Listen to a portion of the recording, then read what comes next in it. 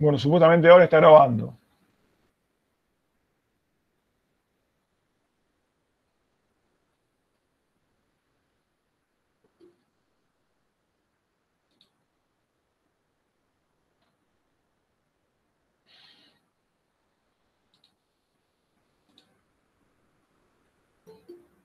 Bueno, sigue entrando gente, así que disculpen un cachito. Vamos a tratar de para la próxima ser puntuales porque por lo menos esto no veo como la forma de dejarlo entrar a todos juntos.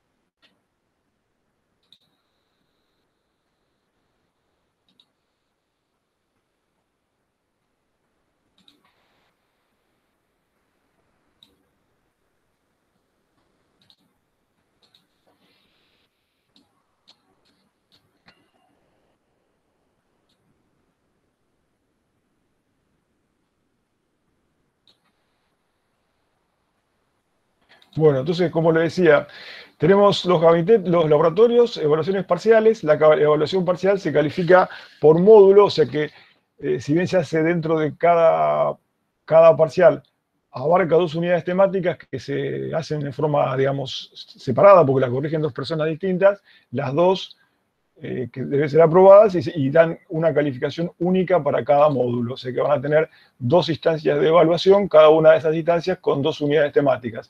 Y después finalmente hay un trabajo con un simulador, SPICE, que bueno, es medio optativo, como van a ver ahora con la fórmula de cálculo, es optativo, que da unos puntitos más si uno quiere hacerlo y dedicarse a eso. Hay un trabajo especial y hay una guía para aprenderlo, ¿no? Entonces, la nota final de la materia va a ser obviamente el producto de las notas de los 2 módulos. Cada uno de los módulos tiene que estar aprobado con arriba de 4, multiplicado por 0,9 y un 0,1, un 10% más, que es una nota adicional o un punto adicional si ustedes hacen el trabajo este especial de SPICE. Bueno, ya están inscribiendo hoy, no sé si estarán todos inscritos los que están acá escuchando la clase. Como ven, las 2 primeras semanas de nuestro cronograma tiene todas clases teóricas con las discusiones de temas, las llamamos nosotros, distintos capítulos serían. Hoy vamos a ver lo básico de medición. Esto está todo estos apuntes están todos en la web de la cátedra, así ustedes lo pueden bajar.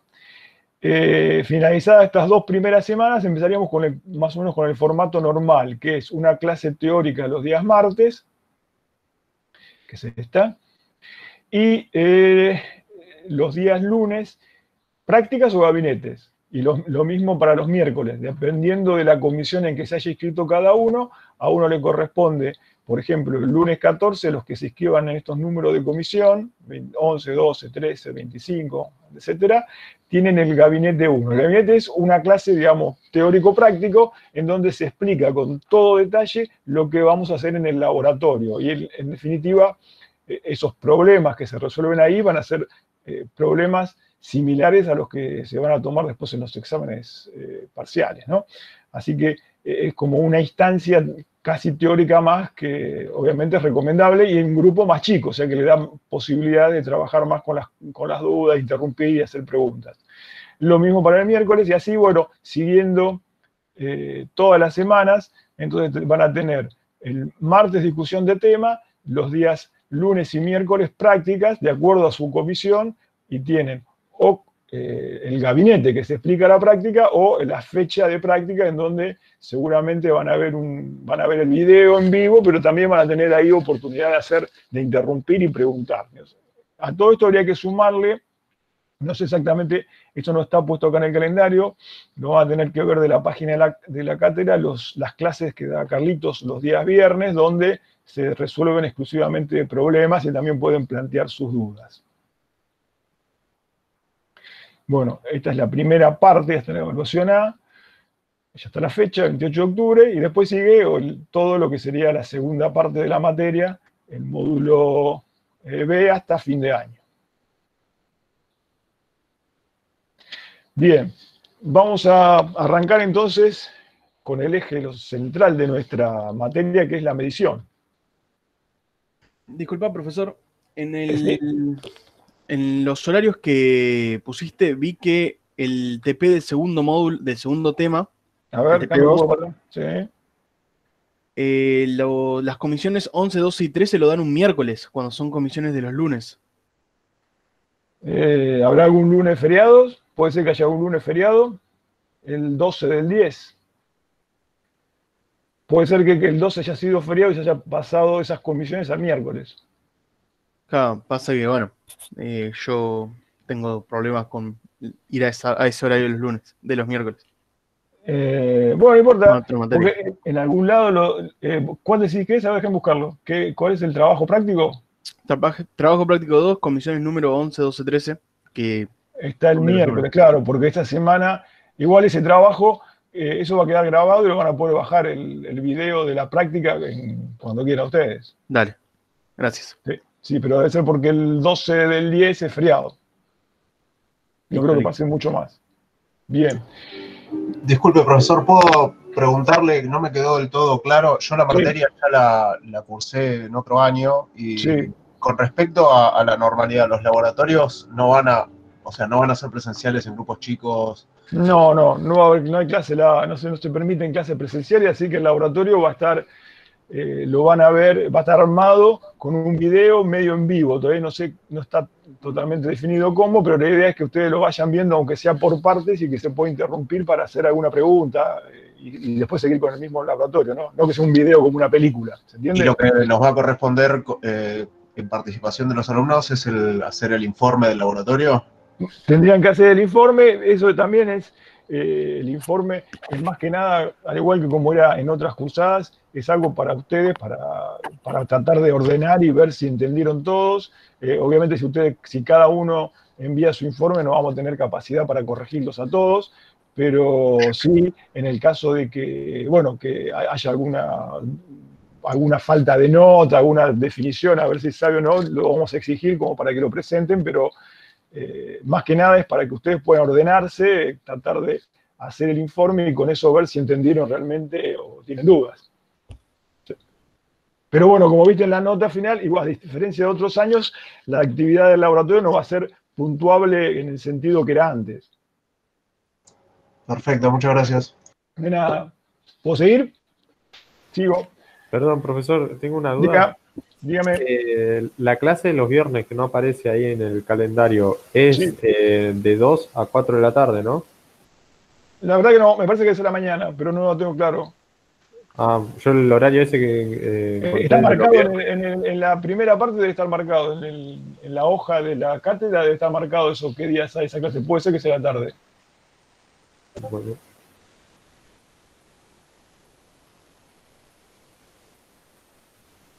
Bueno, no sé, en todo caso, esos temas, si quieren, pueden, para no trazar la clase y que no se nos haga muy largo, porque tenemos hasta no más allá de 3:30, porque sé que hay algunos de ustedes que tienen otra materia, pueden escribir al mail de la cátedra y le vamos a contestar. De hecho, está Ricardo, que es el profesor, está atento ahora al mail por si alguno tiene alguna duda o si saben de algún compañero que por ahí no puede entrar a la clase por algún motivo, puede escribir ahí y le vamos a ayudar. ¿Está bien? bueno, gracias. Seguimos. Entonces, lo central de medidas selectivas es justamente la medición. Y la medición es un proceso que, bueno, atraviesa toda nuestra vida cotidiana y más. Yo podría decir que incluso es un proceso inherente a la vida en sociedad, porque ya las primeras sociedades, cuando evidentemente el hombre solo no puede subsistir y tiene que hacer intercambios, por más que sean trueques, esos trueques tenían que tener alguna forma de medida para que sean cosas equilibradas, ¿no? Y no que uno cambie mucho por poco. Así que medimos constantemente. Acá dice cuando el concepto de hace frío, hace calor, cuando nos pesamos y obviamente cuando compramos productos, compramos por kilo, por litros, o sea, es una actividad muy propia del hombre viviendo en sociedad. Y si lo tenemos que definir, bueno, medir es comparar una cantidad determinada con otra considerada como unidad. Tanta cantidad de una unidad. Eso es medir. Entonces, en toda esa medición, nosotros vamos a tener algo medible, que sería la magnitud, peso, longitud. Para nosotros, obviamente en medidas eléctricas vamos a pensar en tensión, corriente, potencia, energía, ¿sí? Pero bueno, hay un montón de cosas, todo, cualquier magnitud se puede medir. Y después una cantidad que indica cuántas veces la unidad entra en eso que medimos. Entonces el resultado de la medición va a ser la cantidad por la unidad. Eso va a ser el resultado, parcialmente el resultado, porque a eso nosotros le vamos a agregar, además de esa cantidad por unidad, que sería, por ejemplo, 3 kilos, 5 litros o 10 amperes, le vamos a agregar, y va a tener que hacerse una costumbre en este curso, agregarle lo que llamamos el error o la incertidumbre, o algo que nos diga cuán fiable es esa medida. ¿Está bien? Pero eso lo vamos a ir viendo de a poquito, incluso en la clase de hoy y en las clases siguientes, cómo acostumbramos a anotar o a poner de manifiesto cuál fiel fue nuestra medición.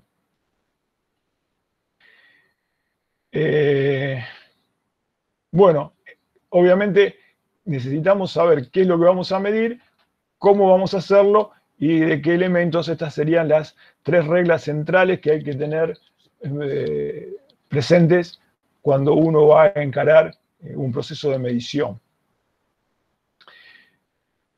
Ahora vamos a entrar en un tema que bueno, nos va a acompañar hasta el fin de la cátedra, el fin de la cursada, que es el error, que es el error de medición. Tengan cuidado porque el concepto de error en el lenguaje común tiene que ver con una equivocación, con algo que está mal. El concepto nuestro es un poco distinto. Fíjense acá tenemos 4 pesadas, si se quiere, de una persona, evidentemente con distintos instrumentos, ¿no? Y 4 valores que, bueno, ustedes más o menos son todos 77, pero que conceptualmente y cuantitativamente son distintos. 77, 77,1 hasta 77,134. ¿Cuál es el que nos hace falta? ¿Cuál es el peso o cuál es el que nosotros pretendemos? Evidentemente, el valor de esta medición no es único, porque dependerá, entre otras cosas, de con qué instrumento lo hacemos. Hay como una regla casi general que si la medición tiene mayor cantidad de cifras, implica, y podemos decir que es más exacta porque tiene más números, implicará una medición más complicada o con un instrumento más complicado y más caro, en principio.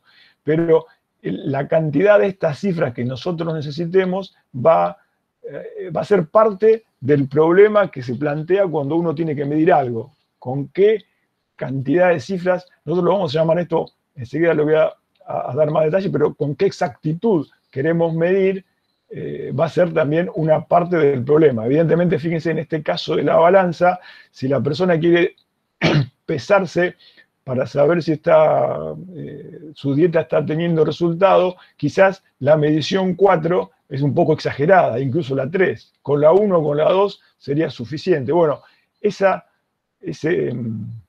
qué grado de exactitud nosotros queremos es uno de los problemas de los primeros problemas que se plantean cuando tenemos que hacer una medición. ¿Con qué error queremos medir? Y bueno, acá abajo aparece lo que les decía recién. Cuanto más cercano al valor verdadero querramos llegar, mayor sea el esfuerzo, en realidad más costoso va a ser el equipamiento que tengamos que usar. Entonces, el concepto de error se entiende como la proximidad que tenemos en nuestro proceso de medición a un valor verdadero. Fíjense que acá dice un valor no siempre existente, ¿no? Ahora vamos a ver por qué. Pero, digamos, el concepto de error no es que está mal, sino que es una forma de medir o de cuantificar cuán cerca estamos nosotros de ese valor verdadero, que en el fondo es el que estamos buscando. Cuando uno mide, quisiera conocer el valor verdadero de una cosa. No siempre se puede hacer.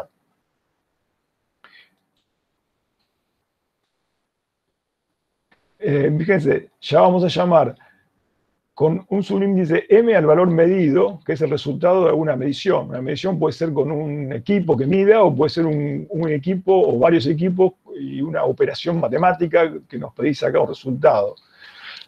Y este XB es el valor verdadero de esa medición. Entonces, llamamos error absoluto a la diferencia entre el valor medido y el valor verdadero.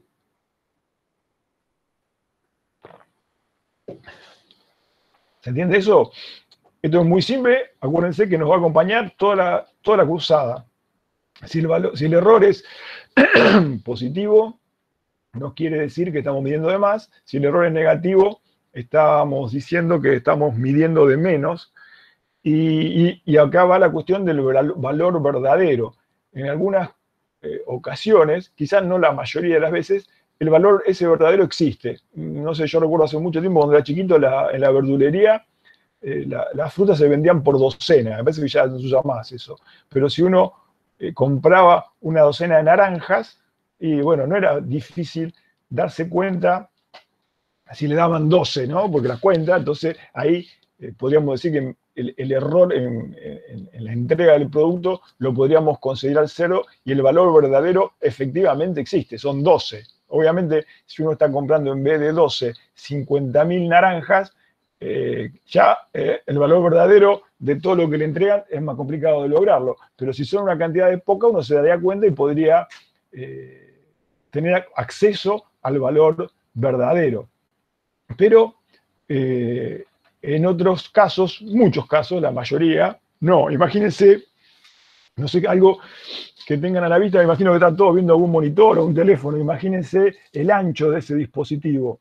Ese ancho, si alguien le pregunta cuánto mide, lo miden, bueno, pueden usar una cinta métrica, y no sé, la pantalla que yo tengo acá adelante tendrá unos 40 centímetros. Pongamos 41 para que no termine en 0. Y si uso una cinta métrica, yo podría decir 41,1 porque podría, capaz que, o 41,2 con muy buen ojo, estimando alguna décima de centímetros, ¿no? O sea, unos medio milímetro por ahí. Obviamente yo lo puedo medir mejor. Si traigo algún elemento, una regla más precisa, podría sacar medir con una aproximación de medio milímetro, si se quiere, y bueno, imaginándose algún método láser, podría incluso tener errores más chiquititos, pero en algún momento, supongo que yo tengo un método muy exacto que me permita medir al micrón, y ya ahí la cuestión se va a complicar, porque el borde a ese nivel va a estar medio indefinido, y si quisiera medir muy, muy exacto con al menos de micrones, quizás incluso la superficie no sea perfectamente plana y haya que decir, bueno, ¿qué voy a medir? El promedio de los valores que tengo, el más grande, el más chiquito. Entonces acá aparece la definición del valor verdadero convencional. En algunos casos, imagínense cualquier magnitud de tipo longitud, siempre cualquier cosa que sea un ancho, en algún momento, si uno quiere afinar la medición, siempre va a estar en los niveles, ya que si quieren, moleculares, donde la frontera no está claramente definida. Entonces, la mayoría de las veces el valor verdadero no existe.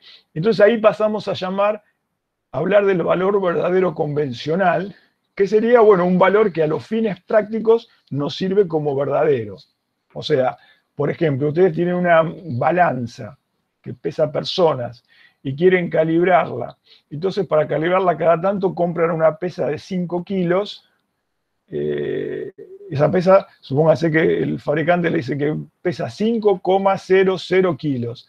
Y bueno, evidentemente, si esa pesa uno la midiera con algo muy, muy exacto, debería tener alguna cifra más, aparte de esos 2 ceros después de la coma. Pero desde el punto de vista práctico, nuestro valor verdadero convencional va a ser 5 kilos y la podemos usar perfectamente. ¿Se entiende? Entonces, la mayoría de las veces al valor verdadero no vamos a llegar, es lo que estamos buscando, pero no vamos a llegar y nos va a bastar estar con este valor verdadero convencional.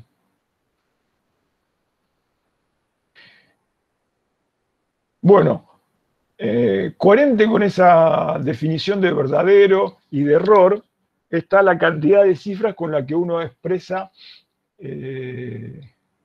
un resultado o un valor. Esto es una convención. Fíjense, acá tenemos un valor de tensión resultado de una medición, 1,529. Y el valor supuestamente verdadero de esa tensión, 1,415. ¿Está bien? Este valor, quizás porque sea esto lo que estamos midiendo alguna cosa patronada o porque lo medimos con un método mejor, podemos asegurar que este, desde el punto de vista práctico, es nuestro valor verdadero. Utilizamos la definición que ya dimos al principio para sacar el error. Entonces vamos a tener que el error en la medición de tensión va a ser el valor medido menos el valor verdadero, o valor verdadero convencional en nuestro caso, da 0,114.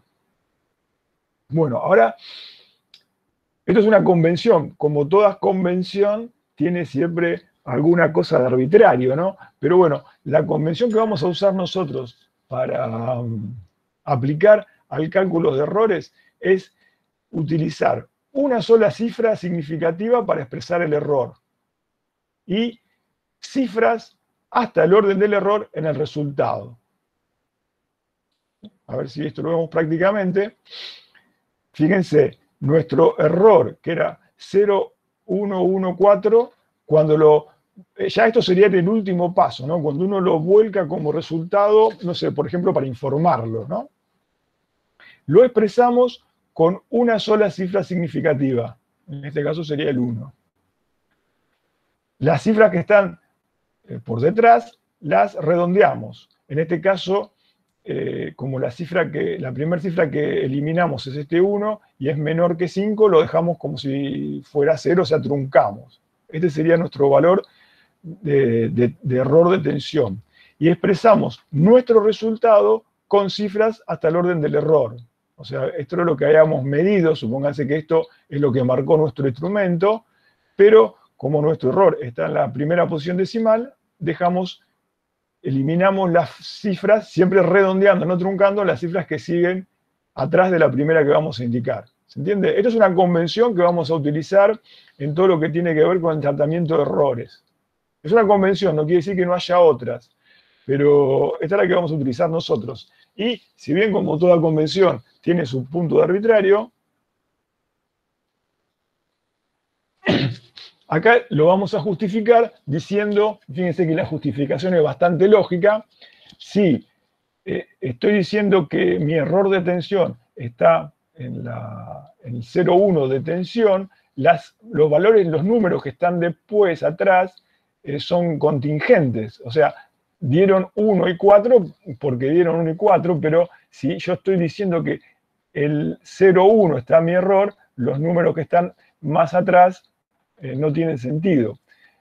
Visto desde el punto de vista del valor medido, si yo estoy diciendo que mi error está dentro de la cifra del 5, el 2 y el 9 que quedan detrás del error son también contingentes de esta forma de medición. Pero no necesariamente si mido de vuelta me va a dar lo mismo. O sea que el seguro, digamos, estaría en el 5, que tampoco es muy seguro, porque ya sabemos que tiene un error, un peso ahí de 0,1.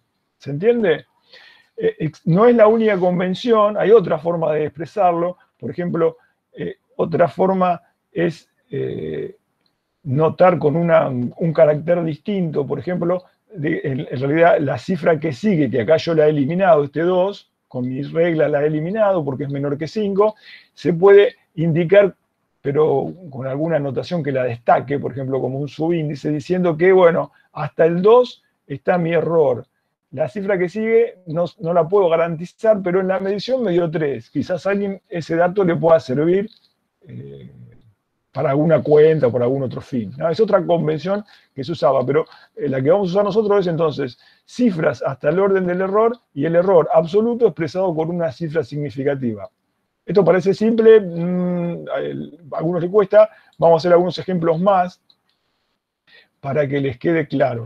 Acá tenemos una medición de corriente. Nuevamente, el instrumento o el método, lo que fuera, nos dio como resultado 3,600 63 amperes. Y lo que consideramos verdadero, medido con un método mejor o porque es algún sistema patrón, es 3,489 de amperes. Hacemos nuestro cálculo del error absoluto. Acuérdense, notamos con letra mayúscula E el error absoluto, valor medido y medida, 363, menos el valor verdadero convencional. Nos dio 0,174 amperes. Vamos a la convención para entregar el resultado. Entonces, por un lado, el valor medido con cifras hasta el error. El error, digamos, tiene la primera cifra en la décima. Entonces, el 6 va a quedar como la cifra que sigue es 6, ahí redondeo y voy a pasar a 3,7. Entonces, solamente entrego cifra significativa hasta el orden de mi error.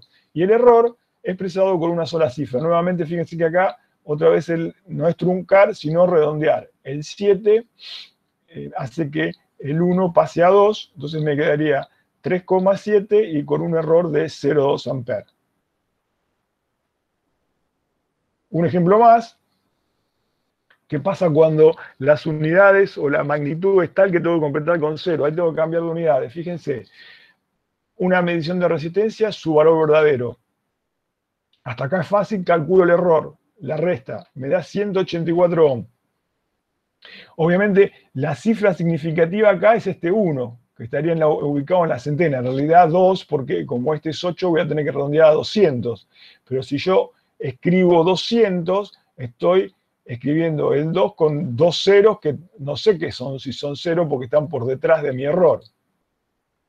Entonces, la forma correcta, según nuestro sistema, según nuestra convención, es cambiar de unidades para evitar poner ceros que no sabemos que son realmente ceros. Entonces, pasamos, por ejemplo, a kilo ohm. Entonces, fíjense, mi 4.884 ohm se redondea a 4.900, pero escribir 4.900 implica poner dos ceros, que yo no estoy seguro que son ceros. Entonces, lo escribo con un múltiplo, 4,9 kilo ohm. Entonces, ahí doy cifras hasta el orden del error, donde todavía tengo algo de seguridad. Y el error, que debería ser 200, también lo cambio de unidad y le pongo el 2, redondeo el 1 en 2 porque tenemos un 8 mayor que 5, y me queda 4,9 kilo ohm y 0,2 kilo ohm. No doy ninguna cifra de más de lo que no puedo estar seguro. ¿Se entiende, no? Bueno, esperemos que sí. Seguimos. Vamos ahora al error relativo. Este lo notamos siempre con letra minúscula. El error relativo es expresar el error absoluto en forma porcentual.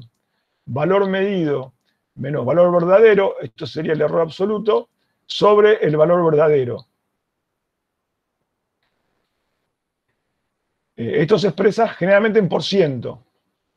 A nosotros, a los ingenieros, es muy útil el error, incluso más útil que el absoluto, el error relativo, porque nos permite tener una idea rápida en la cuantificación del fenómeno, ¿no? Por ejemplo, uno compra un instrumento para medir tensión y más o menos sabe que mide al 1%, le está dando una idea de que es una cosa no muy exacta. Si compra otro que es al 0,01%, seguramente es mucho más exacto. Entonces, el porcentual frente al absoluto nos da más una idea rápida del orden de magnitud que estamos manejando.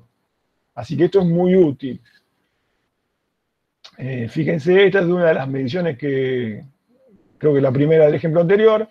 Hago la resta, divido por el valor verdadero, 0,08, lo usual es expresarlo en %, un error de 8%.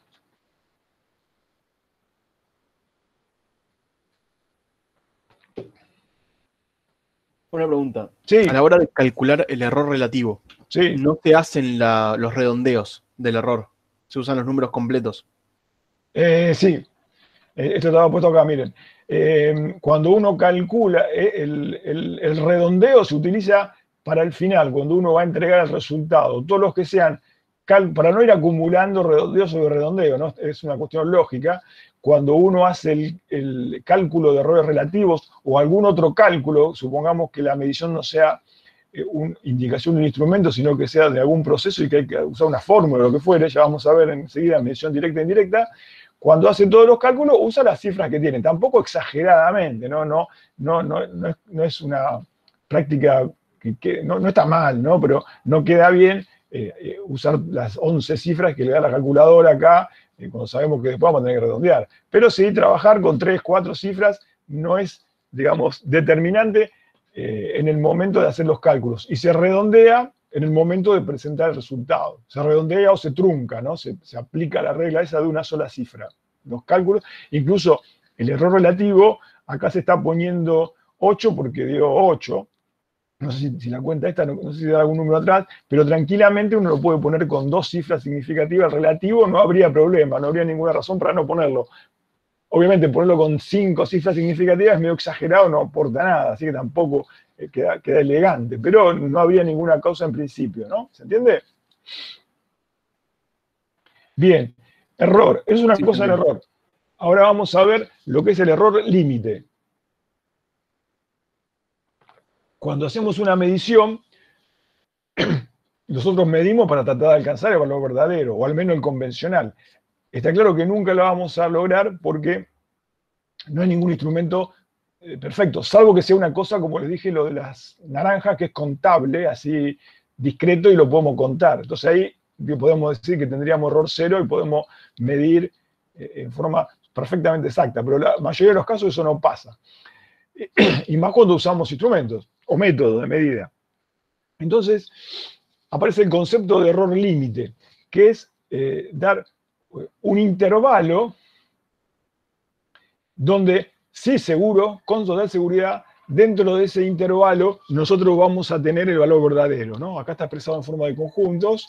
El X, que va a ser nuestro valor verdadero, va a pertenecer a un intervalo que tiene comprendido entre el valor medido menos este valor, esta cota inferior de error, y el valor medido más esa cota superior, ¿sí? Entonces, estas cotas inferiores y superiores son las cotas de nuestro error límite.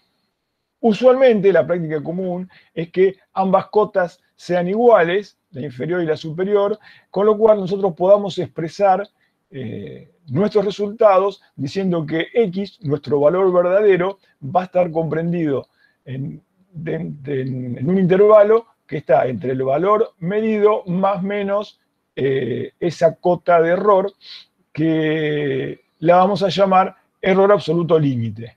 O sea, cuando midamos, o por datos del instrumento, o por algún procedimiento de cálculo, nosotros vamos a tener, por un lado, el valor medido. Puede ser una lectura, puede ser salir del resultado de 2, 3 combinaciones de lectura o de una operación. Bueno, eso es variado, depende del método de medida. Vamos a tener ese valor medido y, completando nuestra medición, vamos a tener que obtener el error absoluto límite. Expresando el resultado de esta forma, o sea, con el valor medido más menos, o sea, 2 cotas del error absoluto límite, nosotros vamos a tener 100% de seguridad que el valor verdadero queda comprendido ahí adentro. ¿Sí? Entonces, fíjense que, si bien no vamos a llegar a saber cuánto es el valor verdadero, sí lo vamos a tener acotado, que eso es lo que se trata de acotar el error. Vamos a tener una zona donde seguro está el valor verdadero. Acá tenemos un ejemplo, vamos a dar un ejemplo no eléctrico. Supongamos que tenemos una balanza. Todo instrumento siempre tiene un alcance, que es lo máximo que puede medir. Algunos lo dicen el fondo de escala, aunque no todo siempre es el fondo, pero bueno. Esta balanza tiene un alcance de 50 kilos y tiene una forma fácil de dar la cota de error, es un porcentaje del fondo de escala. No es la única método, podemos haber métodos más sofisticados cuando veamos instrumentos que se fabrican según ciertas normas. Entonces tienen una forma estandarizada de expresar su error. Supongamos que en esta balanza tiene un error de 0,5% de su fondo de escala, que es 50 kilos y que ese error vale para todas las mediciones. Y hacemos una pesada y nos arroja un resultado 48,32 kilos. Sacamos el error límite, que va a ser el 0,5% de esos 50 kilos, da 0,25 kilos. Siguiendo nuestra regla, lo vamos a redondear a una cifra significativa. Este sería nuestro error absoluto límite en la pesada. O sea que el verdadero va a estar comprendido entre 48,32 más menos 0,3. Y obviamente acá vuelve a tener sentido el hecho de cómo expresamos el resultado del valor medido. Fíjense que si yo digo más menos 0,3, quiere decir que a este 3 podría llegar a ser 6 o podría llegar a ser 0. ¿Se entiende? Con lo cual el 2, resultado de la medición, no tiene mucho sentido porque es un número contingente. Si no podemos saber si este 3 es 3, es 6 o es 0. Si tomemos todo ese rango, este 2 no tiene sentido. Por eso la regla de expresar el resultado con tantas cifras como hasta el orden del error. Entonces, aquí abajo tendríamos la forma, según nuestra convención, acertada para expresar el valor medido. Y me estaría diciendo que el peso verdadero estaría comprendido entre 48,3 más 0,3, o sea, 48,6 y 48, en realidad sería de 48,6. O sea, esta sería la forma correcta de expresar el resultado según nuestras convenciones para esta pesada. Un detalle acá es que la cantidad de cifras, eso después lo van a ver con más detalle, piensen ya en la resolución, se llama esto, la cantidad de cifras que me entrega esa balanza tiene que ser de alguna manera, tener una cierta coherencia con su error. O sea, una balanza que mida el 0,5% del fondo de escala para un fondo de escala de 50 kilos no puede tener nada más que unidad y decena, porque le va a faltar siempre una cifra. Y tampoco tiene sentido que esta balanza tenga hasta 6 cifras después del error, ¿no? Perdón, se me fue por adelante. Espera un cachito. Tampoco tiene sentido que el resultado sea con una excesiva cantidad de cifras que después lo vamos a truncar, que esto de 48,32, 3, 45, 6, no tiene sentido. O sea que obviamente el fabricante eso lo sabe y no va a invertir en un sistema que permita dar un montón de cifras que no le van a servir para nada por el error que tiene. Entonces, todos los instrumentos que están fabricados tienen una cantidad de cifras, una forma de tener una lectura coherente con el resultado que vamos a tener.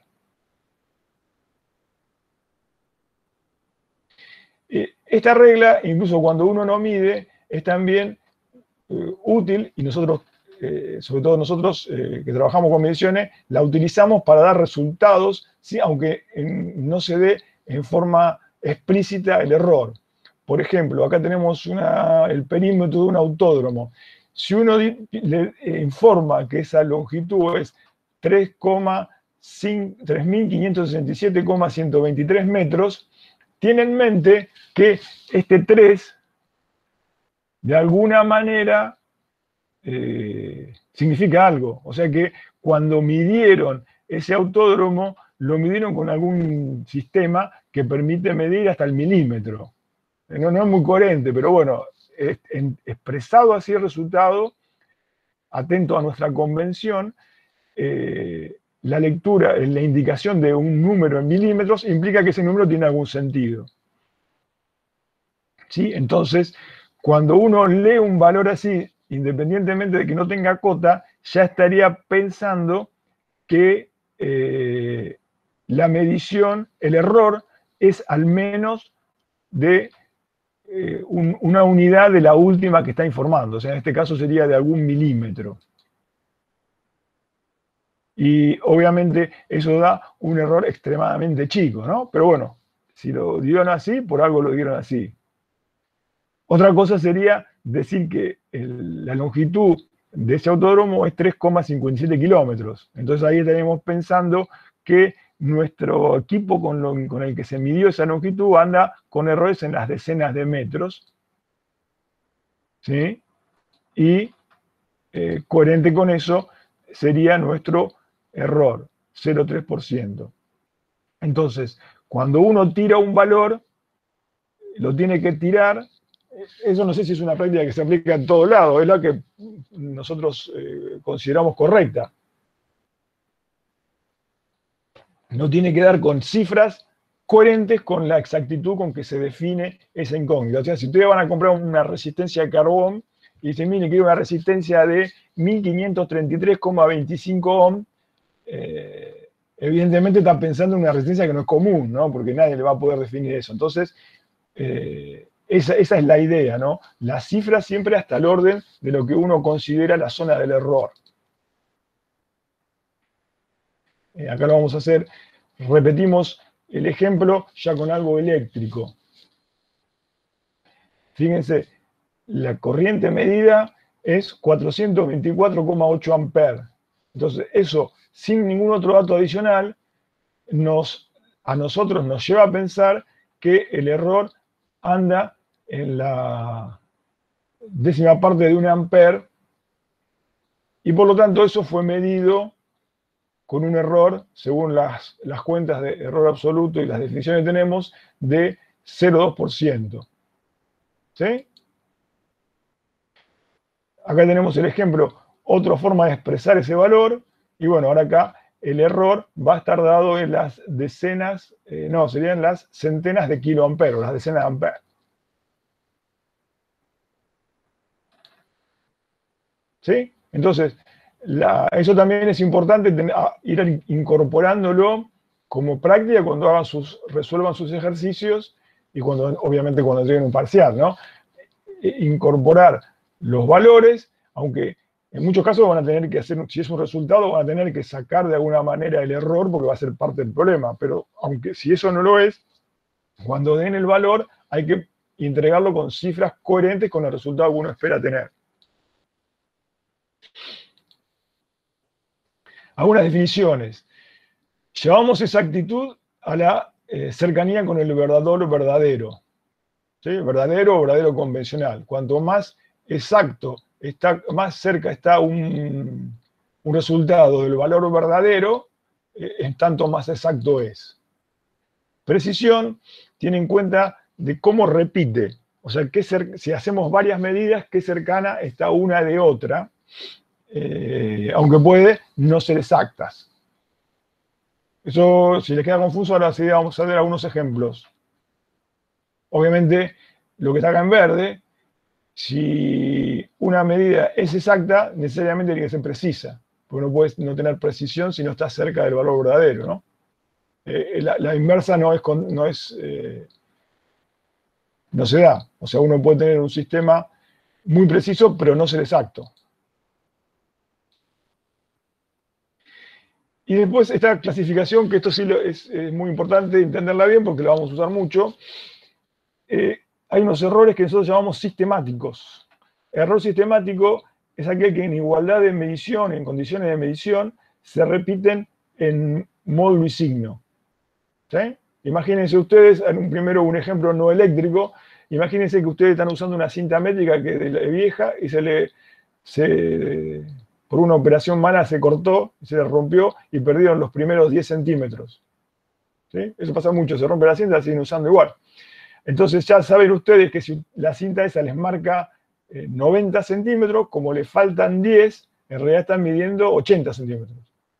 ¿Entiende? Siempre que midan con esa cinta, siempre van a medir 10 centímetros más de lo que es la realidad. Y como tal, como siempre va a pasar lo mismo, aparece esta palabra, el error ese sistemático es desafectable en ciertos casos del resultado. En el caso de la cinta es inmediato. Si ustedes midieron 90, saben que el valor es 80. Si midieron 50, saben que el valor es 40 porque a la cinta le faltan los 10 primeros centímetros. Entonces, en ese caso, el error que siempre vale lo mismo, porque va a valer siempre 10 centímetros cuando usen la misma cinta, se llama sistemático, y los errores sistemáticos tienen la particularidad de que en muchos casos son desafectables, o sea, se pueden corregir. Por ejemplo, vamos a un error en un equipo de medición eléctrica. No sé si ustedes habrán tenido contacto con alguno, pero antes, no sé si se acuerdan, antes los instrumentos tenían una aguja y marcaban con una aguja. Entonces imagínense que una aguja era un cuadrante que tenía rayitas. Entonces uno leía 6, 7, 8 y contaba la rayita. Imagínense que la aguja está torcida hacia la derecha. Entonces cuando marca 5, está torcida y en vez de marcar 5, marca 5,1. Entonces la aguja quedó torcida porque qué sé yo, el instrumento se golpeó. Cada vez que midan con ese instrumento, ustedes saben que hay un cachito de más que está midiendo a causa de que la aguja se dobló. Entonces uno, es igual que del metro que le faltan los primeros 10 centímetros, ese error se va a repetir siempre el mismo valor, por eso es sistemático, y en tal caso es corregible, desafectable, porque uno ya sabe, si se estima cuánto se dobló, capaz que mide media división de más, lo podría restar al resultado. Entonces esos son errores sistemáticos. A mí me está haciendo pip, pip, pip el parlante como si hubiera alguien preguntando algo. ¿Puede ser? ¿O es un chat? No lo puedo ver en esta pantalla. Bueno, no sé qué será. Bien. Llamamos errores fortuitos a esos errores que quedan después de haber eliminado los sistemáticos. Son residuales, siguen leyes del azar y no lo vamos a poder conocer exactamente. Van a ser conocidos a través de sus cotas.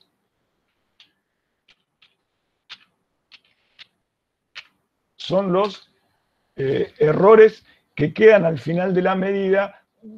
Por ejemplo, cuando miden con un instrumento, una medición simple, bueno, el instrumento no es perfecto, va a medir y va a quedar un valor que evidentemente no es el verdadero. Como vimos antes, le podremos sacar una cota, pero nunca vamos a saber exactamente cuánto vale el verdadero, vamos a ver dónde va a estar el verdadero a partir del medido. Bueno, ese error que queda se llama error fortuito, y bueno, es un error residual que no lo vamos a poder eliminar. A lo sumo, con mejores instrumentos o con mejores métodos, lo vamos a poder hacer más pequeños, pero no vamos a poder eliminarlo totalmente.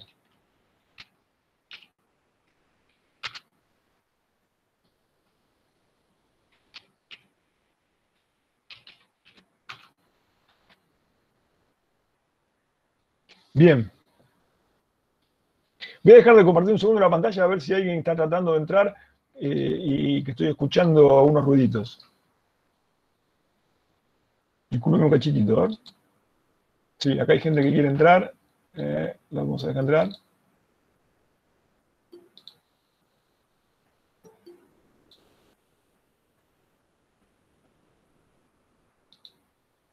Bien. Seguimos con la presentación.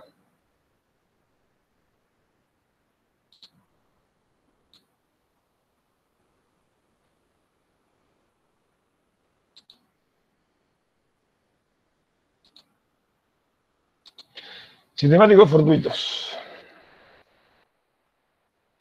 Y después, bueno, desde el punto de vista de la bibliografía figuran otros errores que también se pueden dar, qué sé yo, puede ser por errores que no tienen que ver ni con el instrumento, como serían los fortuitos, ni con el instrumento y el método, o el método solo, que son los sistemáticos, y tienen que ver con errores de operación, por usar mal, que pueden aparecer, ¿no? Por usar mal un instrumento, pueden tener que ver con errores por mediciones que no son directamente una lectura, sino que surgen de aplicar alguna fórmula, error en la aplicación de fórmula. Bueno, antes era muy común en los instrumentos, ahora los instrumentos son digitales, entonces la lectura uno no se equivoca porque le marca el display 3,45, pero cuando uno leía con agujas, por ahí había que tener el ojo entrenado para saber dónde estaba la aguja y cómo leerla. Entonces había errores también error, por ejemplo, se llamaba de paralaje, que es porque uno no ve la aguja bien desde arriba, sino que la ve medio de costado, entonces anota otro valor. Bueno, en fin, hay otros errores que aparecen en la bibliografía y que tienen que ver con cuestiones más groseras, más que nada de operación del sistema de medida. Fíjense, acá hay un gráfico de lo que tiene que ver con el error fortuito sistemático, exactitud y precisión. Fíjense, esto sería como un blanco, ¿no? Donde están los impactos de tiro. En este caso tenemos un error fortuito pequeño porque están todos los disparos muy cerca del blanco, y un sistemático pequeño porque tampoco hay mucha desviación. Esta es una medición exacta. Acá tenemos un error fortuito, si se quiere, pequeño, porque no están muy dispersos los valores. Sin embargo, todo esto está corrido, como si se hubiera corrido el punto de la mira. Entonces, esto sería un error sistemático. Se corrió, entonces, si bien el instrumento es preciso, tiene un error sistemático grande. Es preciso, pero no exacto. Tenemos en este otro, donde tenemos, grande el error fortuito, porque no tenemos precisión, no tenemos precisión, o sea que no están todos juntos. Sin embargo, no parecería que hubiera un error sistemático, porque esto todo como parece aleatorio, no es que está todo corrido. Entonces, por eso dice sistemático pequeño. Y acá tenemos... acá tenemos todo, error sistemático y fortuito grandes en ambos casos. Obviamente, si no tenemos ninguna referencia, no podemos hablar del error sistemático, porque no sabemos cuál es el punto al que hay que apuntar. Sí podemos, aunque no tengamos referencia, decir si la medida, digamos, es exacta, o sea que tiene un error fortuito pequeño o tiene un error fortuito grande.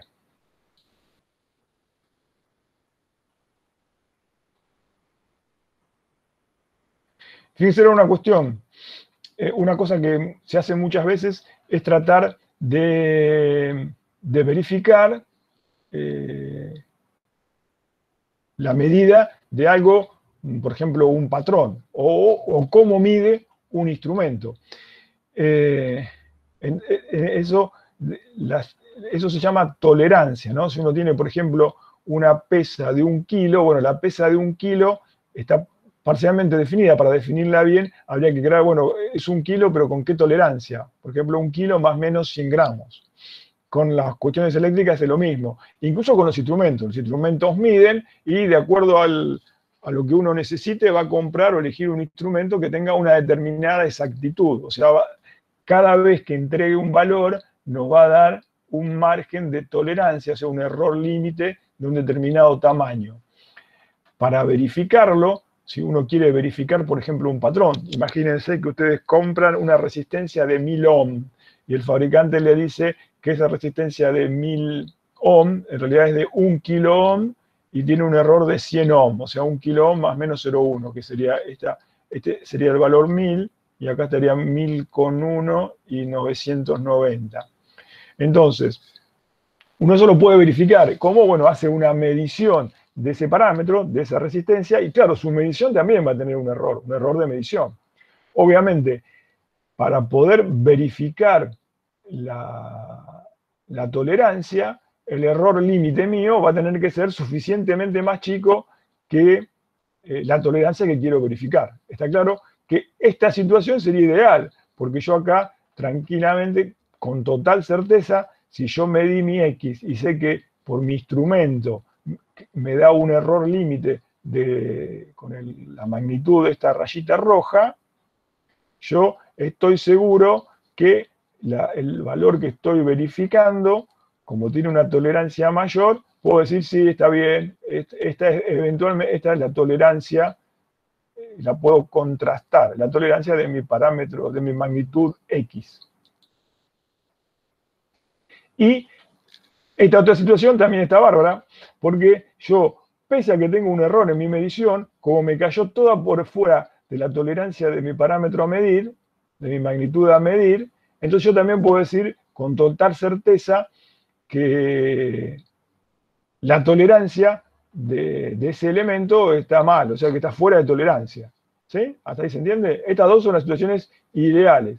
Y quedan situaciones un poco más complicadas como esta, en donde a causa de que cuando yo mido tengo un cierto error, no puedo determinar con total certeza si lo que estoy midiendo cumple o no su tolerancia. O sea, si mi valor verdadero estuviera desde esta rayita azul para acá abajo, no cumpliría, pero tenemos la chance de que esté de esta rayita azul hasta acá arriba. Entonces, en este caso cumpliría. Lo mismo que es el caso 4, un poco más cercano, tendríamos como un poco más de chance de que ande bien, pero tampoco podemos con total certeza decir, porque mi sistema de medida me va a decir que X tiene un error límite entre estos dos bordes y me quedaría esta parte, me diría que lo que estoy midiendo no cumple con su tolerancia, pero toda esta parte me dice que sí, yo no lo puedo discriminar. ¿Se entiende? Entonces, cuando uno quiere hacer este tipo de verificaciones, muchas veces si se trata de instrumentos, esto se conoce como la calibración del instrumento. Yo lo que tengo que asegurarme es que mi error límite del elemento con que voy a medir sea suficientemente más chico que la tolerancia que quiero verificar. Entonces, las posibilidades de que me quede en esta zona dudosa se van a reducir mucho.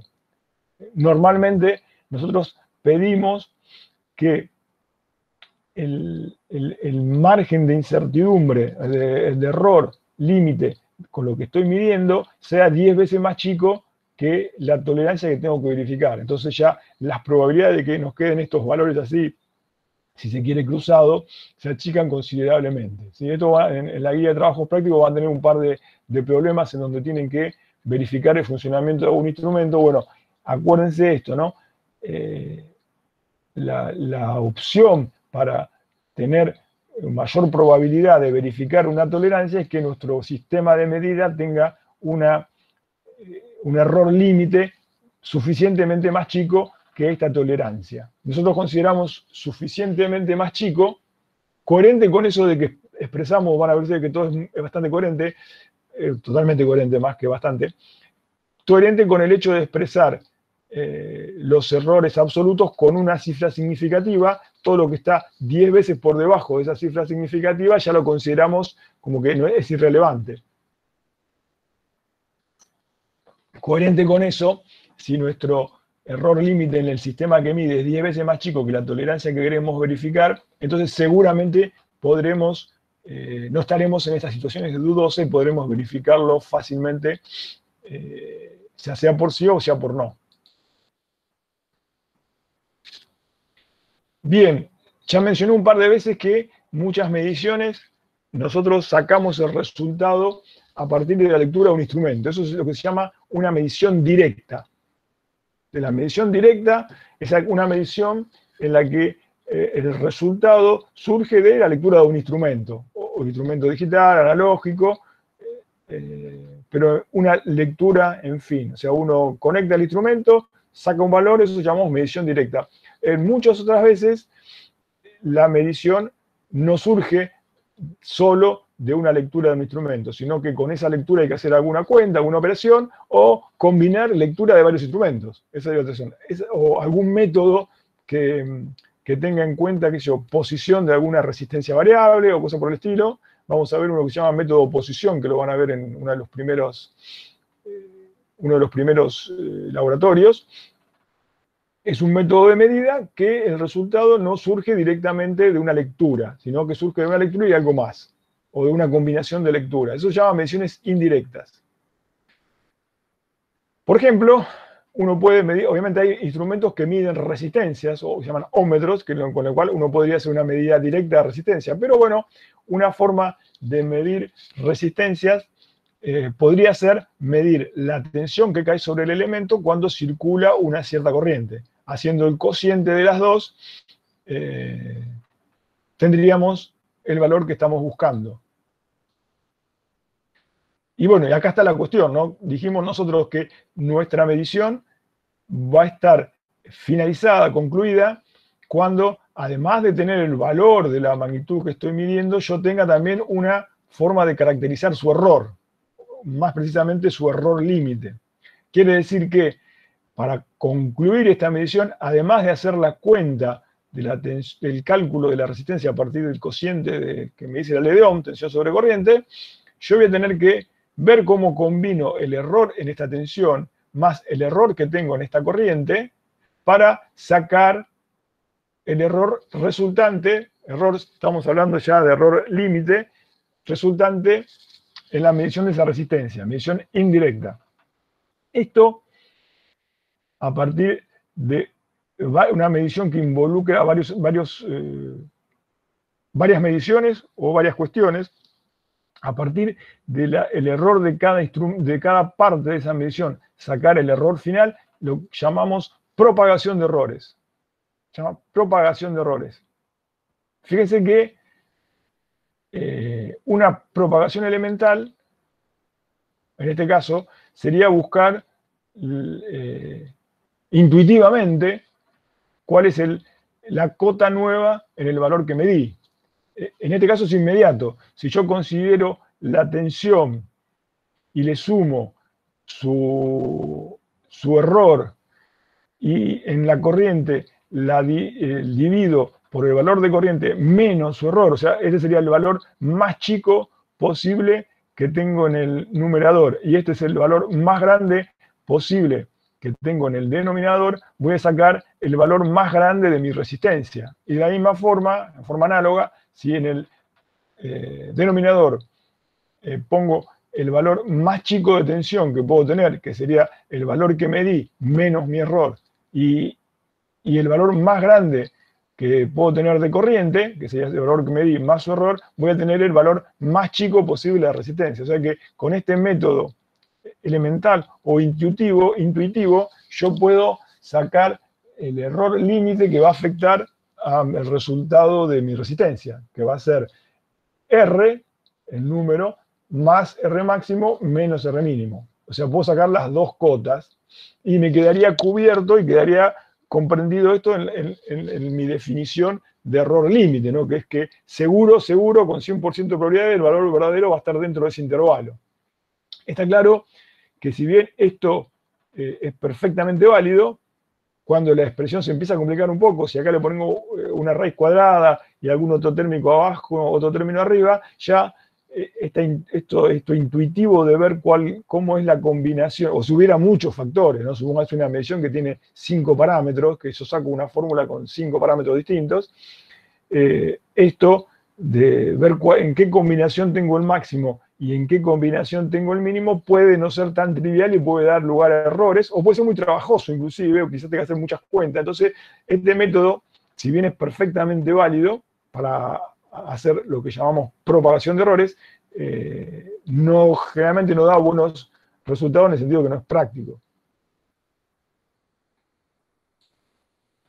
Entonces vamos a ver el método que vamos a hacer nosotros, y es, suponiendo que mi resultado de la medición indirecta tiene varios factores que hacen a ese resultado, yo aplico el desarrollo de serie de Taylor, es decir, que considero el incremento de X compuesto por un incremento a partir de la derivada primera de la función respecto al primer parámetro, esto digamos como está dando la pendiente, por el incremento en el primer parámetro, más la derivada primera de la función con respecto al segundo valor que interviene en mi fórmula, por el incremento en este segundo valor y así sucesivamente. Quiere decir que estaría viendo cómo se incrementa el resultado de mi medición tomando la pendiente y un incremento pequeño en cada una de las magnitudes que influyen. Entonces acá viene la aproximación. Yo voy a aproximar que este diferencial es un incremento finito y ese incremento finito chiquitito lo voy a asimilar a mi error absoluto. Y entonces voy a llegar a la expresión que vamos a utilizar nosotros para calcular propagación de errores, que es decir, que el error de una medición, del resultado de una medición indirecta, es la derivada por el error en el parámetro 1 más la derivada por el error en el parámetro 2 y así sucesivamente. Siempre voy a buscar esto en el peor caso, porque estamos trabajando con errores límites, entonces para llegar siempre al peor caso, o sea, el mayor límite, obviamente si esto en alguna derivada da negativa, la voy a considerar positiva. Siempre voy a tomar el valor absoluto y le voy a aplicar a esto el doble signo, que significa que es el más menos de mi límite, de mi error límite. Entonces, con este método vamos a utilizarlo para aplicar, obtener los errores en el caso de mediciones indirectas. Bueno, es fácil darse cuenta que si yo dibujo la curva y aproximo por una tangente en un punto, si este valor, este error absoluto empieza a ser muy grande, entonces ese valor aplicado a una recta me va a ir fallando en el resultado. O sea que este uso de la serie de Taylor, de los primeros términos de la serie de Taylor, tiene sentido y tiene realmente aplicación cuando el error es relativamente pequeño, o sea, de algunos por cientos, 1, 2, 10, 15, 20%, ya no mucho más allá que eso. Pero obviamente este método es mucho más directo y más límite, que más práctico que utilizar el método intuitivo de ver para dónde varía la situación, ¿no? Bueno, acá tenemos obviamente cómo se expresa el error relativo. Vamos a hacer algunos ejemplos de esto. El primero es el de la resistencia que ya vimos, un cociente. Fíjense, entonces yo diría que el error en mi resistencia va a ser la derivada de la fórmula que estoy usando respecto a uno de los parámetros, por ejemplo, tensión, por el error en esa tensión, más el valor absoluto, obviamente, de la derivada respecto al segundo parámetro, corriente, por el error en la corriente. Profe, disculpa. Sí. ¿Puedo hacer una pregunta? Pregunte. Cuando calculamos el error, Sí. ¿qué valores de I y de U usamos para evaluar las derivadas? En principio esto lo pueden hacer con genérico, con letras, así como la derivada la pueden hacer directamente. Si ustedes quieren acá sacar el error absoluto, y bueno, ponen los valores que usaron para calcular. Qué sé yo, no sé, supóngase que ustedes calcularon esa resistencia, aplicaron 12 volt y le dio 3 amperes. Y bueno, acá ponen 3 amperes, 12 volt, 3 amperes y hacen la cuenta. Y el error, obviamente el error que sacaron con el método que usaron para medir. Supóngase que no sé, estos midieron 12 volt con un instrumento que le dio un error de más o menos 0,1 volt, acá va a 0,1 volt. Y ahí sacarían el error absoluto. ¿Sí? Sí, gracias. Claro. De todas maneras, eso también, siempre es conveniente trabajar esto así como una expresión como lo pueden hacer en términos prácticos, ustedes pueden poner acá, reemplazar todos los números y sacar el error absoluto en R, eso no está perfecto. Pero en todas estas propagaciones, si uno trabaja un poquito, que es simplemente buscar el relativo, encuentra una fórmula más simple. Fíjense en este caso. Entonces, si la fórmula es más simple, es más difícil confundirse. Yo lo que hice acá es, saqué factor común U e I. ¿Sí? Entonces fíjense que para acá tuve que multiplicar y dividir por U, y acá saqué una U y una de las dos I que tengo abajo la saqué afuera. ¿Sí? Entonces me quedó esa expresión. Fíjense que U sobre I es R. ¿Bien? Y acá tenemos EU sobre U, que es el error relativo en U, y EI, E absoluto sobre I, que me da el error relativo en I. Este menos obviamente se va porque acá estamos siempre en el peor caso, tomamos el valor de módulo. Con lo cual, la expresión esta me queda R por la suma del error absoluto en U más el error absoluto en I. Y obviamente este R lo pueden pasar dividiendo para allá y les queda error relativo. ¿Sí? Entonces, fíjense que la propagación, casi siempre pasa esto, pasada a valores relativos y trabajando un poquito así el álgebra de esta cuestión, termina en una cosa simple, que es que el error en R es la suma del error relativo en la tensión más el error relativo en la corriente. Esto vale, esto después lo pueden practicar a ustedes, vale para cociente y también vale para producto. Entonces, la propagación a un cociente y un producto, ojo, esto, ¿no? Fíjense que cuando yo acá hago la derivada de R respecto de U, quiere decir que U no tiene nada que ver con I, ambos términos son independientes. Entonces, la propagación en un producto, en un cociente de dos términos independientes da la suma de los errores relativos de los dos términos que intervienen. Lo mismo sería para el producto. ¿Sí? Que es lo que está explicado acá. Producto de dos magnitudes o cocientes, siempre el error relativo es la suma de los errores relativos de cada uno de los factores que intervienen en el cálculo de X. ¿Sí? Fíjense, noten que acá siempre le ponemos más menos, esto no se lo olviden, porque esta propagación que hacemos y este error que vamos a obtener siempre es error límite, porque hemos considerado la derivada sin signo, valor absoluto. Entonces estamos siempre en el peor caso y lo que estamos calculando son cotas de error. Por eso siempre va más menos. Eso no se olviden de ponerlo. Si uno aplica en potencia, bueno, tendrán que hacerlo ustedes de la derivada, pero cuando derivan hacen este n baja y es fácil demostrar que el error relativo en una potencia, siempre también en términos independientes, y que la potencia sea una constante, es esa constante por el error relativo de la medición que estoy usando. Y el más fácil de todos, el error en una suma o en una resta, acá es inmediato, porque cuando hacen la derivada con respecto a x1, x2 se hace 0 porque son independientes, y lo mismo con x2. Entonces, acá, ojo, que el error absoluto en una propagación de una expresión que sea suma o resta es la suma, no la resta, siempre la suma, porque estamos en el peor caso, o sea, consideramos la derivada sin signo, como grado absoluto, es la suma de los errores absolutos de ambos términos, en este caso. ¿Sí? Esos son los tres casos típicos. De todas maneras, se los aclaro, cuando les toca algún problema o algo así que tengas una cuenta de propagación, es muy útil siempre tratar de buscar el error relativo del resultado y trabajar un poquito con el álgebra, con la matemática, antes de poner los números, que puede ahí, no quiere decir que esté mal, pero al poner el número por ahí uno pierde la noción del valor que está midiendo y capaz que tiene más chance de equivocarse. Siempre cuando hacemos el error relativo, en este caso no, porque justo es la suma y la resta son suma de absoluto, pero en fórmulas más complicadas que hay productos, siempre el error relativo termina dando una fórmula bastante, que le da mucha más información que los fríos números puestos ahí. Miren este caso, bueno, acá vamos a ver un caso muy particular, ya con esto estaríamos casi terminando. ¿Qué pasa cuando tenemos una diferencia?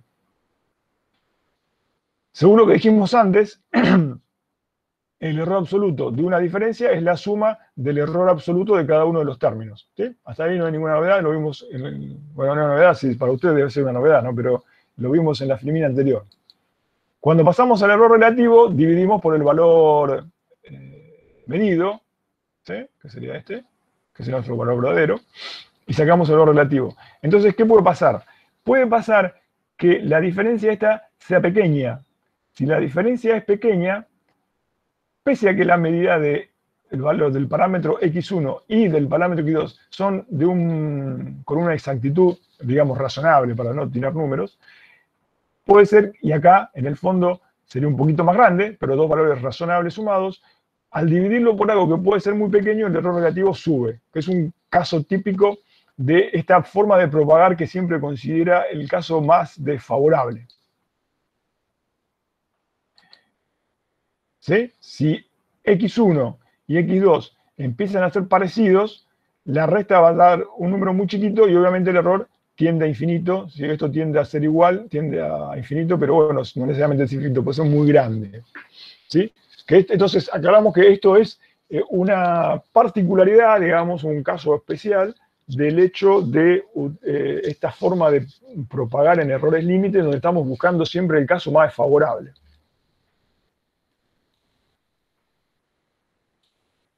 Esto lo vamos a ver con un ejemplo aplicado a una medición que ahora, bueno, con instrumentos digitales medio que se ha perdido un poco. Antes era muy común utilizar elementos intermedios que uno podría lograr fijar con mucha exactitud para tratar de usar la menor cantidad posible de los instrumentos, que por la tecnología que había, en los instrumentos que deflectaban, y bueno, era difícil hacerlos muy exactos. Entonces, se usaban muchos métodos indirectos que se basaban en cosas que eran fácilmente conocidas y fácilmente construidas y muy estables.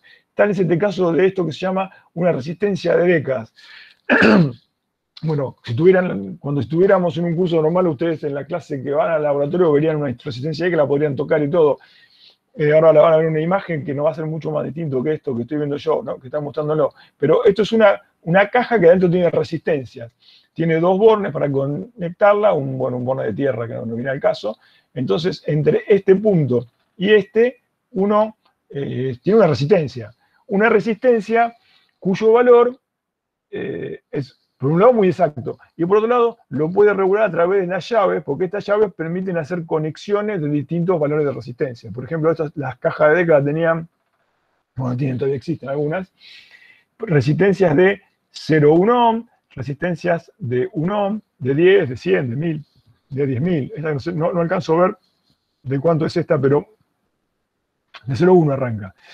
Entonces, esta perilla que está graduada de 0 a 10 permite conectar en serie, por ejemplo, 0, 1, o 2, o 3, o 4 resistencias de 0,1 ohm, que se van a ir sumando a las combinaciones de las perillas del otro lado. O sea, por ejemplo, supóngase que vamos a un número fácil, que esta perilla la pongo en 0, esta perilla la pongo en 0, esta perilla la pongo en 0, esta perilla, no sé si no alcanzo a ver, pero puede ser que esté en 1, entonces tiene una resistencia de 100, tiene, no sé, 5 resistencias de 10 y una de 0,1. Entonces, entre estos bornes voy a tener, no me acuerdo cuánto es, 10, una de 10, no, una de 100, 5 de 10, 150,1 ohm. ¿Sí? Pero es un valor que tiene bastante exactitud y puede utilizarse en algunos métodos para medir. ¿Se entiende? Entonces, esta resistencia se llama resistencia de décadas y está formada por muchas resistencias, todas muy exactas, que se pueden conectar en serie entre sí de acuerdo a las posiciones de una perilla. Entonces, tiene un sistema de conmutador adentro que permite conectar. Supónganse que estén todas en 0, entre esto y esto tengo 0 ohm. Subo una década de abajo, voy a tener 0,1 ohm. Subo 2 décadas de abajo, voy a tener 0,2 ohm. Y así puedo ajustar cualquier valor. ¿Sí? Esto se usaba mucho en los laboratorios de metrología eléctrica. Hoy también se usa, pero bueno, hoy hay muchos instrumentos que suplen las ventajas que tenía este sistema. Entonces, hagamos un ejemplo. Tenemos una caja de décadas como la de esa, como la que vieron recién, que tiene décadas de 1, de 10, tiene 10 de 1, 10 de 10, 10 de 100, todas con tolerancia de 0,1%. Entonces yo lo puedo ajustar así. Pongo 5 de 100, 4 de 10, 3 de 1. Entonces, visto de esos dos bornes, tengo 543 ohm al 0,1%. Es un valor de resistencia con una bastante buena exactitud. ¿Sí? El error es 0,1%.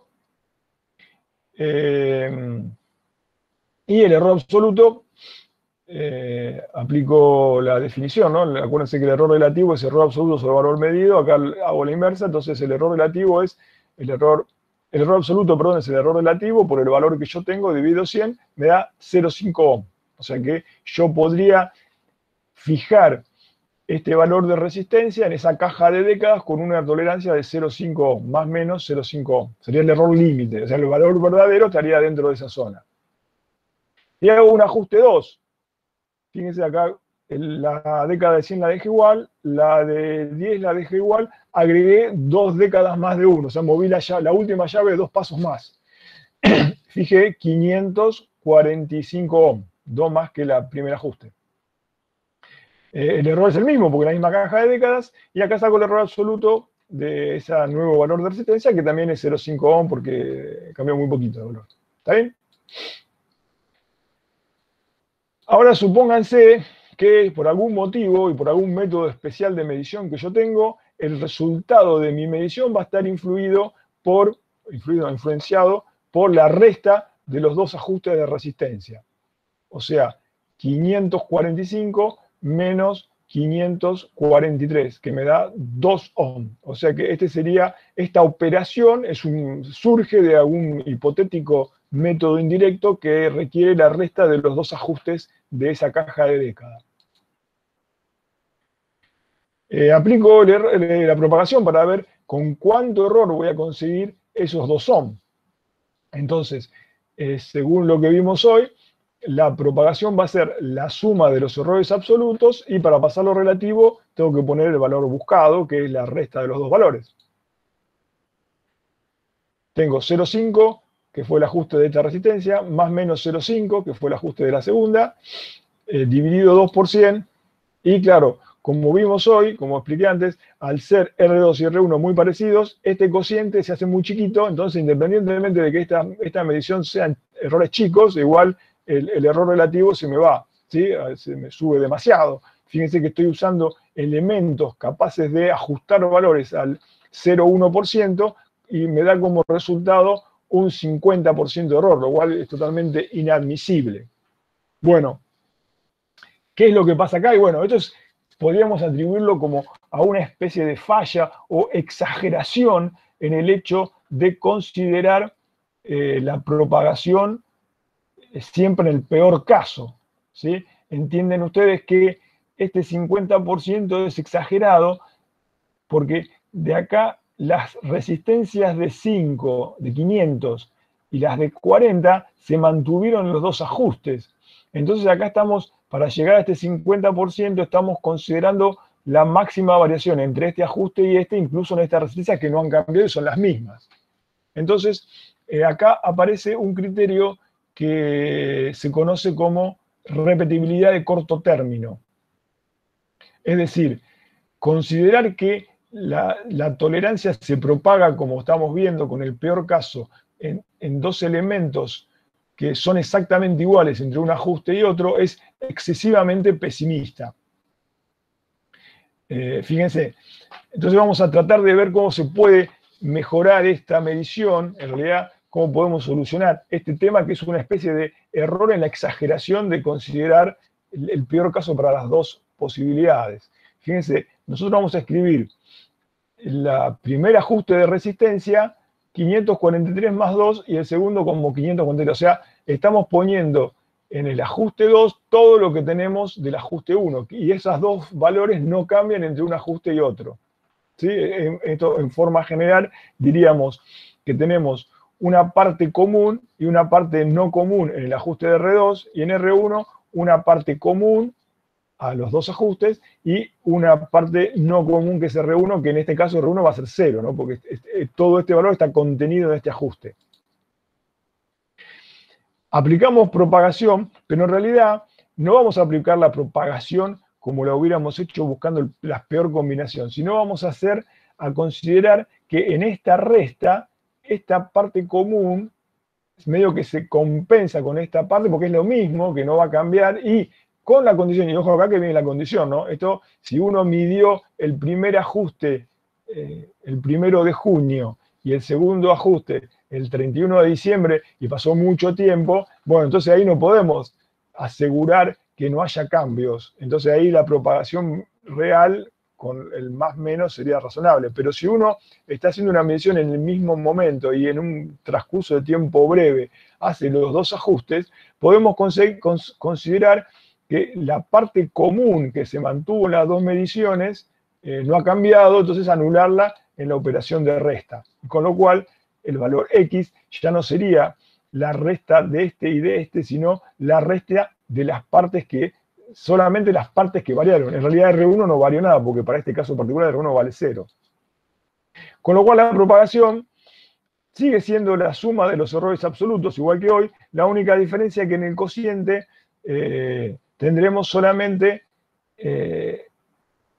consideramos solamente en la propagación las partes que se modificaron realmente entre los 2 ajustes, que sería R2 y R1.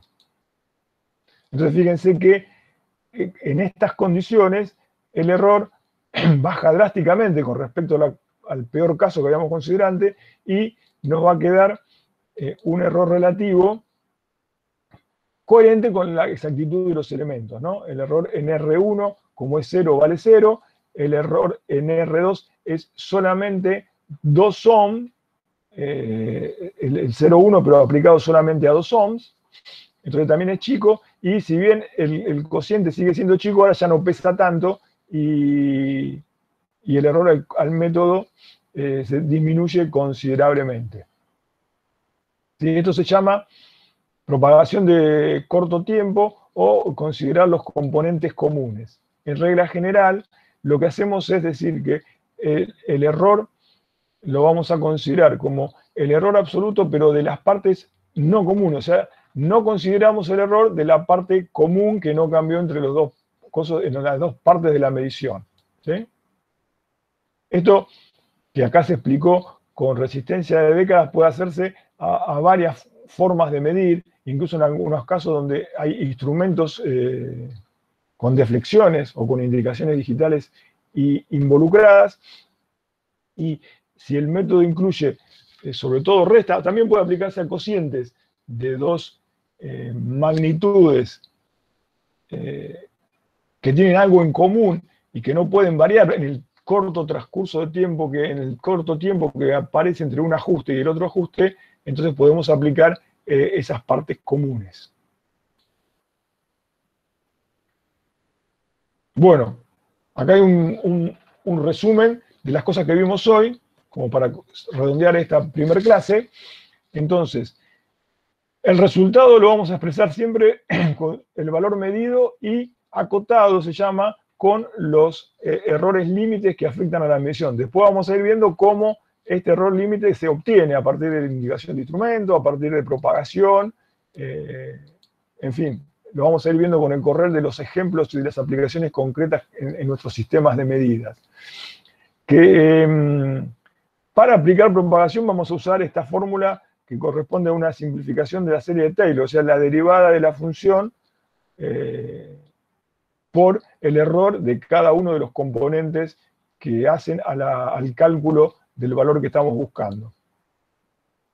El error relativo, siempre, error absoluto es el valor medido, y en los casos particulares que vimos hoy de propagación, suma de términos independientes o resta de términos independientes, se suman los errores absolutos. Producto o cociente de valores independientes se suman, pero los errores relativos en la nueva cota, para obtener la nueva cota. Este lo hicimos, este tendrían que, como tarea, lo tienen que deducir, porque este no lo hicimos. Es decir, muy fácil. Bien, y esto ha sido todo por esta primera clase. No sé si están ahí, si están despiertos todavía, si tienen alguna pregunta, es ahora el momento. Sí, una pregunta. A mí se me cortó la transmisión en un momento porque Sí. se ve que me anda mal internet. En la Sí. parte donde estabas explicando la propagación de error en exponencial. Porque no estaba hecha no estaba hecha la deducción, pero el resultado es, lo buscamos, aguanta un cachito, es el producto del exponente por el error en la parte que estoy midiendo. A ver si lo encuentro. Déjame ver si lo encuentro.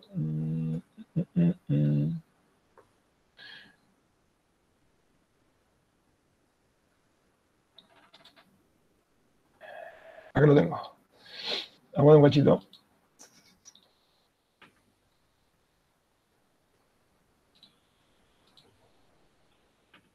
Ahí está, ¿lo estás viendo? Acá tenemos producto o cociente, suma de error relativo. Exponente, cuando haga la derivada, es n baja, entonces haciendo un trabajito de álgebra, llegamos a que el error en x va a ser n veces el error en x1, que es el componente de mi medición. ¿Está? Dale, gracias.